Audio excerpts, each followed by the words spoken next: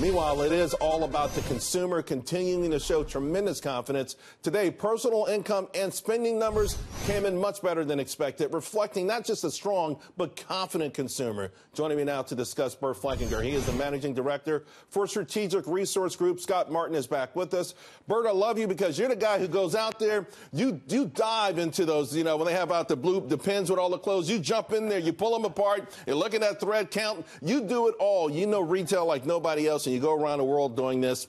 That number this morning was phenomenal. Fantastic, Charles. Absolutely phenomenal. Yeah. The consumer is strong and robust, and it's two-thirds of the economy. Can they keep this going?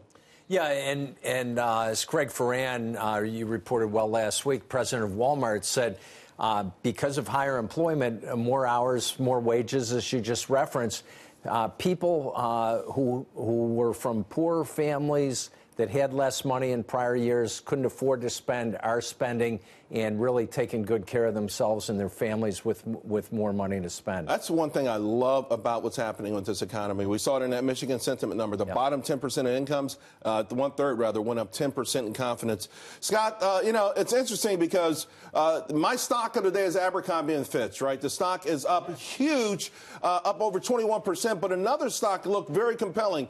Dollar Tree, they reported their earnings. The stock was down $4. It turned it on. It turned the power jets on. We are seeing these retail stocks now coming back big time, and a lot of them have business, are tied to China. Under Armour or Nike.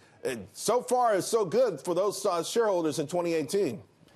Yeah, those China ties, Charles, have provided a lot of opportunities for some of those retail names you mentioned. Abercrombie's a great story today. Now, you don't have to just buy the stock for the models anymore. You can actually buy it because there's probably some good outlook there. I'll tell you what's also interesting is you just saw that retail weakness kind of leading into that November period-ish as the Fed scares got higher. But now you're looking at some of those numbers you mentioned. Consumer confidence. How about, guys, stock balances as far as 401k balances at record highs? And your point about jobs, Charles, is exactly right. Not only are people making more money, especially on the low-income end, but I'll tell you, in talking to them, they're also more confident that if they don't like their job or if a family member loses their job, they're going to find another one. So that helps with their spending plans, too, as we head into Christmas and holidays. That's what happens when you have 7 million job openings. Burt, another thing I'm looking at today, some of the stocks we had up there, companies that are associated with China, particularly for raw materials and things like that, whether it was Dollar Tree, Lazy Boy talked about tariffs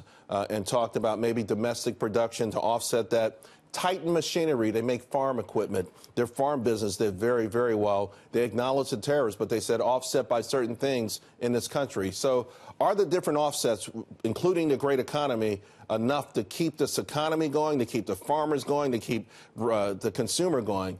Yeah, yes, Charles, because, like you said, strong economy, smart shoppers, smart retailers, smart manufacturers. So they pre-ordered ahead of the tariff battles, figuring it would take some time.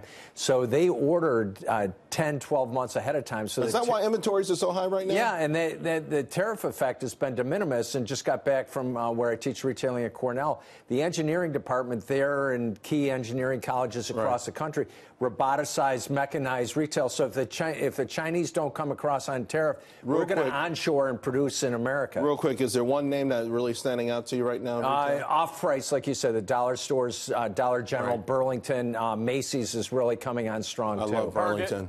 Target, I got you down for Target. I love that you picked it because it's oversold. Took market share. Unnecessarily smashed. Took market share in every category and still got waxed. Come on. Hey, guys, thank you both very much.